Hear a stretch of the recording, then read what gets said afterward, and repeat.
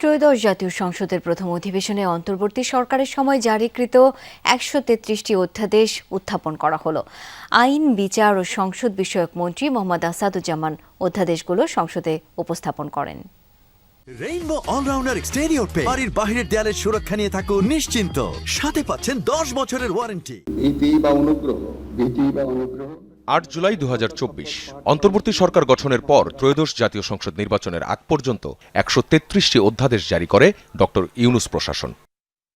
এসব অধ্যাদেশের মধ্যে প্রশাসনিক সংস্কার থেকে শুরু করে রাজনৈতিক ও আইনি নানান গুরুত্বপূর্ণ বিষয় রয়েছে। উল্লেখযোগ্য অধ্যাদেশগুলো আর্থিক খাত, স্থানীয় সরকার, জুলাই গণঅভ্যুত্থান, বিশেষ নিরাপত্তা বাহিনী ও বিচার বিভাগ, নির্বাচনী সংস্কার, উন্নয়ন, প্রশাসন, জ্বালানি ও শিল্প বিষয়ক। মহামান্য রাষ্ট্রপতি কর্তৃক জারিকৃত ১৩৩টি অধ্যাদেশ গণপ্রজাতন্ত্রী বাংলাদেশের সংবিধানের অনুচ্ছেদ ৯৩ এর দফা ২ ও ৪ এর বিধান অনুযায়ী এই মহান সংসদে উপস্থাপন করছি। স্পিকার ও ডেপুটি স্পিকার নির্বাচন, শোক প্রস্তাব, সংসদীয় কমিটি মনোনয়নের পর আইনমন্ত্রী আসাদুজ্জামান সংসদে ১৩৩ অধ্যাদেশের সবগুলোই উত্থাপন করেন।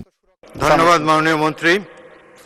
আইনমন্ত্রী কর্তৃক বর্ণিত ১৩৩টি অধ্যাদেশ সংসদে উপস্থাপিত হলো। এসব অধ্যাদেশ সরাসরি পাশ বা বাতিল না করে সংসদের একটি বিশেষ কমিটির কাছে পাঠানো হবে। সেখানে যাচাই বাছাই শেষে প্রয়োজন অনুযায়ী সংশোধন, অনুমোদন বা বাতিলের সুপারিশ করা হবে। স্পিকার, আপনার মাধ্যমে আখলাকুস সাফা, যমুনা নিউজ, ঢাকা।